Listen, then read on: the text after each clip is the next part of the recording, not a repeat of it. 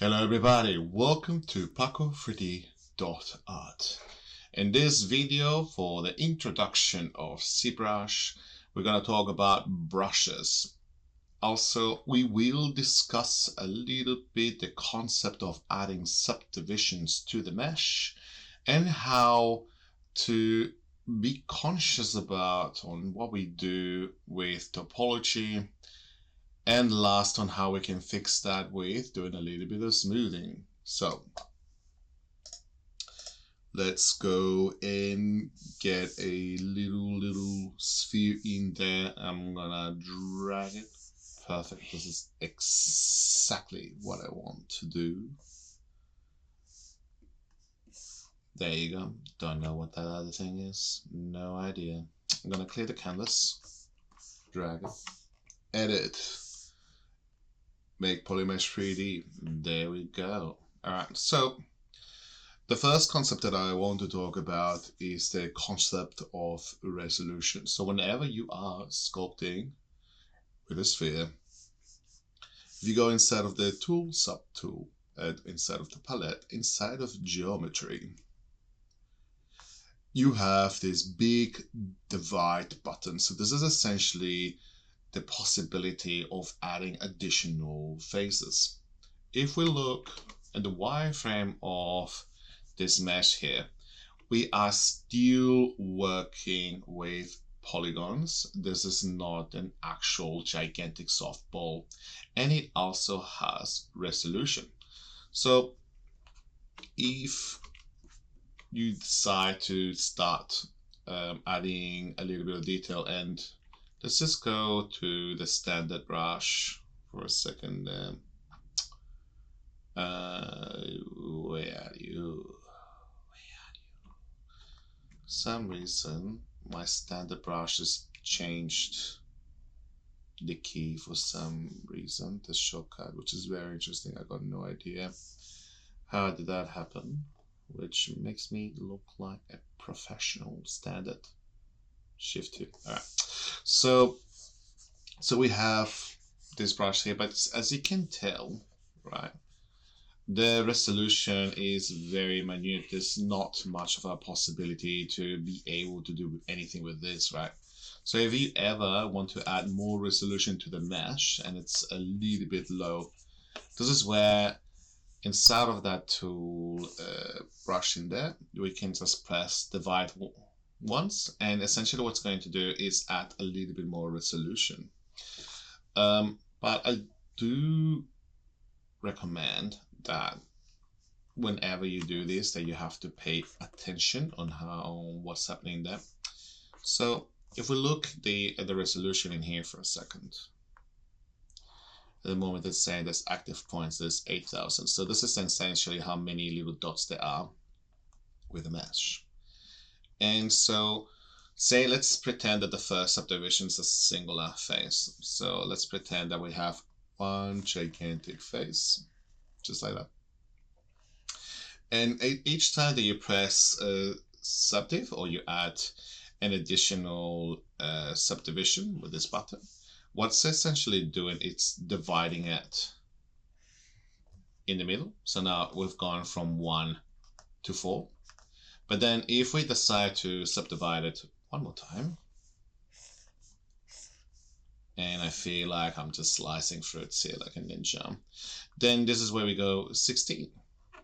But then if we go one step further,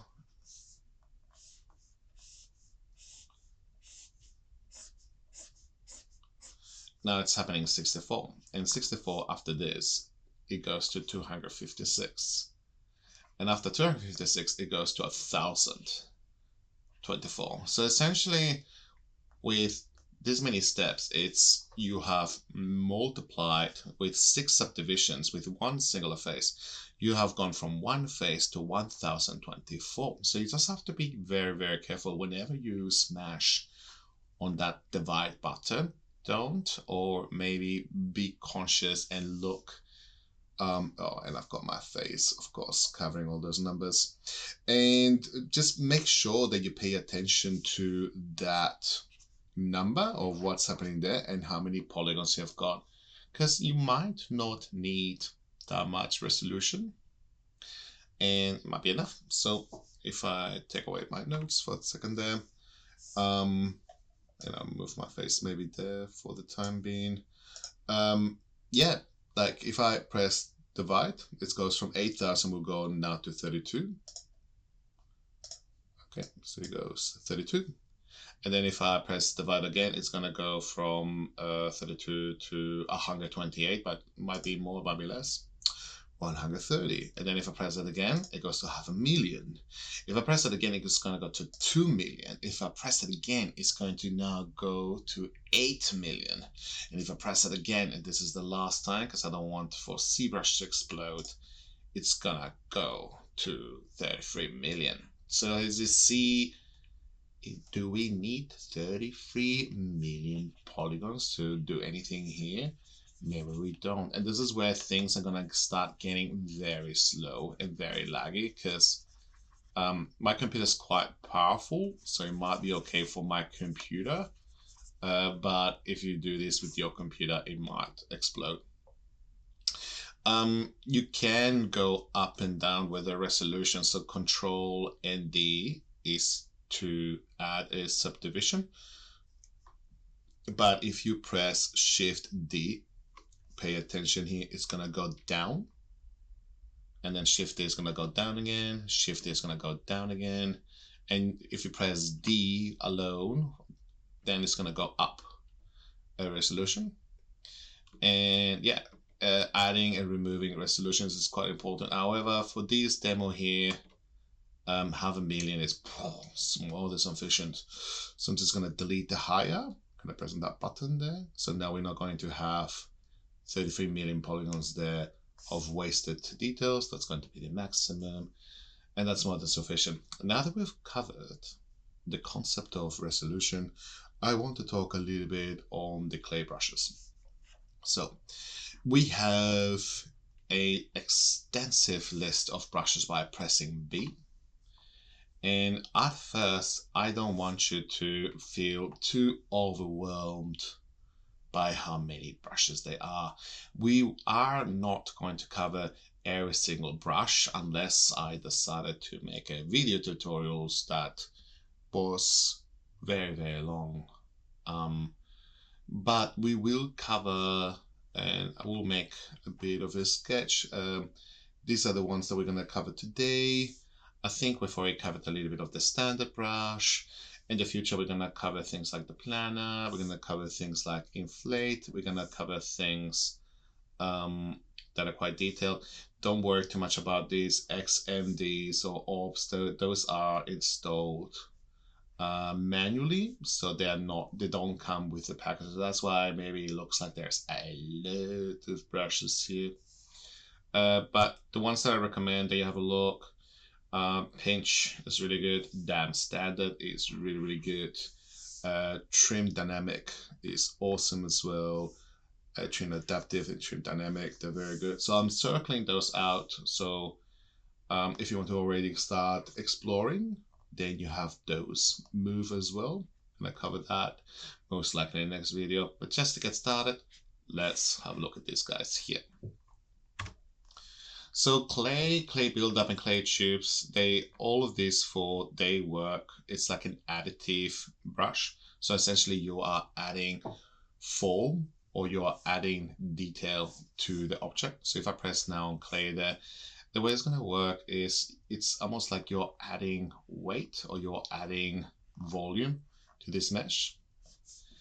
And so it's going to look like you're just adding more clay to that. Essentially, it's like you're adding more form, right? But the way that these behave, like, it really depends on how you operate them. By the way, if you want to remove, so at the moment it's adding. So if you want to remove, you can press Alt, and then you'll get this little minus icon, and that's to reduce for that effect. Now, if we want something that's a little bit more coarser, we can also, let's check out a clay buildup. By the way, this sphere is 500,000. That's still ridiculous, the resolution, but hey, we're having fun here, right? So with the clay buildup, it's going to have a more coarse effect. So it's gonna look like you're adding big lumps of clay there. I want to make a demonstration a bit later on what happens if I do this over and over again. So the mesh gets a bit broken, and this is something that I want to speak about later, so don't worry about that. We'll get to that in a second. So that's clay buildup. But then you've got something that's a little bit softer, clay tubes. I'm a huge fan of clay tubes because it's a little bit smoother and a bit gentler than that one. But you can still have that nice detail. And again, if you press Alt, it goes downwards as well. Okay, and this is usually a brush that I like to use quite frequently, you know, whenever I'm starting to build some details, I'm starting to build some forms. However, I don't know if you realize, but some of these, if you ever want to smooth some of these details, you can also use the smooth brush. So I'm gonna go down to the lower subdivision there, and I would like to maybe break that geometry again. But let's say that we want to say, I'm gonna try to break on purpose something that's very elongated. Okay, this part there is becoming a little bit more broken. So what smooth does, say that you have, because Zbrush will always try, whenever you do smooth, it will try to make the faces as square as possible, but it will also try to understand, okay, what are the other squares around it, and it will try to average those out. But here you've got like this really elongated and these really broken faces.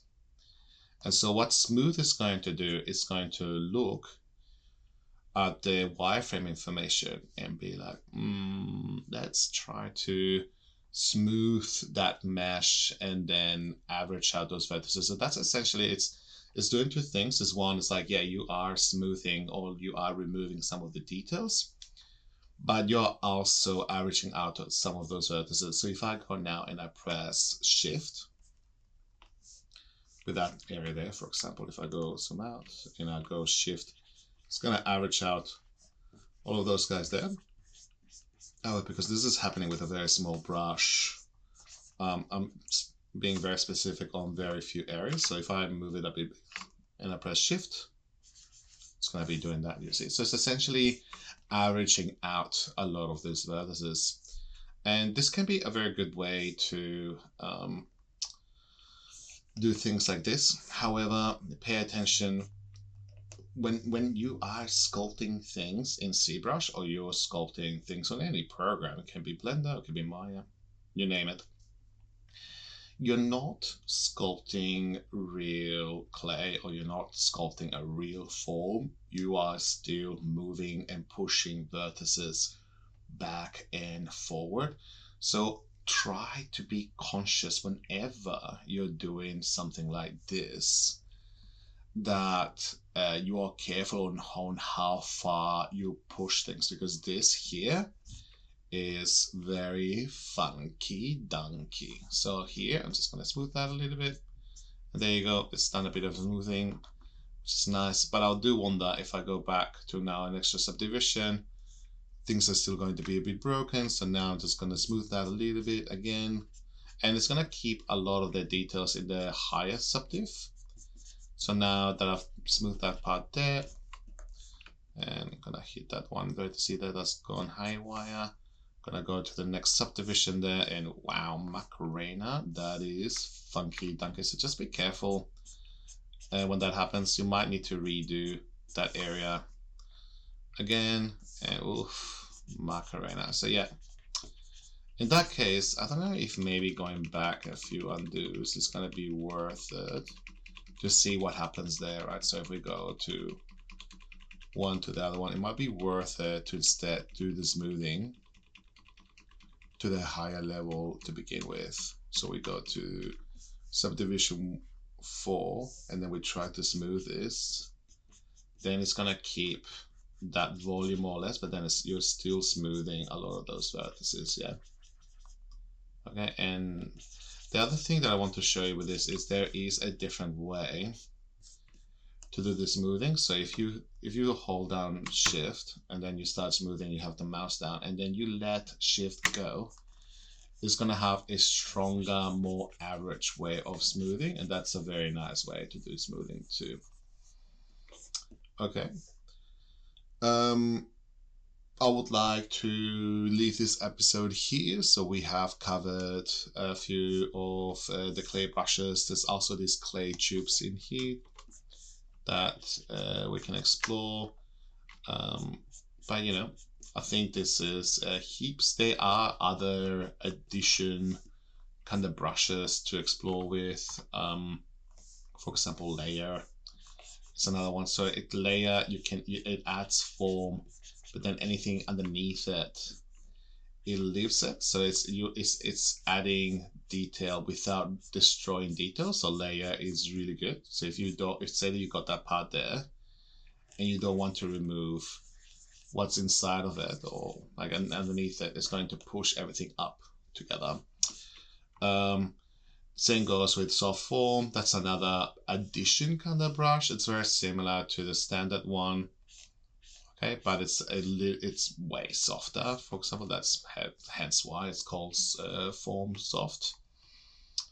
Don't know why I'm getting that, but yeah, there is so many other ones as well. But I think what I recommend before you go to the next video, have a little bit of a play with those guys, and don't worry too much what you're doing. I don't want you to start learning Zbrush with trying to do a Picasso or trying to be a Leonardo da Vinci. Your first few sculpts are going to be a little bit rough, and then with time they're gonna get better. You're gonna need at least 20 to 40 hours of practice with Zbrush. Yeah, so try out those brushes and yeah, have some fun. Now, yeah, feel free to share this video. Feel free to subscribe if you like the videos that I'm doing. Feel free to ask me any questions with a comment down below. And I will see you in the next video. This is Paco3D.art, and thank you for coming.